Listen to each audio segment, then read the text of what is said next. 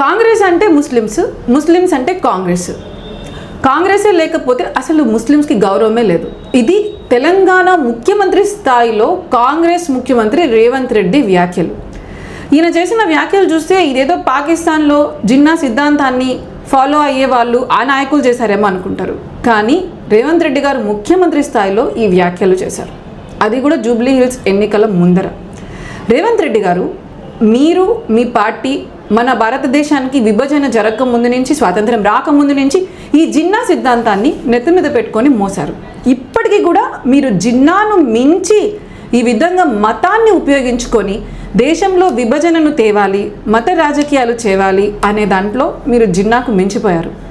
కానీ ఈరోజు ఈ విధంగా మతాన్ని అడ్డం పెట్టుకొని ఓట్ల కోసం ఈ స్థాయికి దిగజారిపోవడాన్ని ప్రజలు గమనిస్తున్నారు. రేవంత్ రెడ్డి గారు, మీ నాయకుడిని, మీ కాంగ్రెస్ని చాలా ఎన్నికల్లో ప్రజలు దూరం పెట్టారు. జూబ్లీ హిల్స్లో కూడా మిమ్మల్ని దూరం పెడతారు.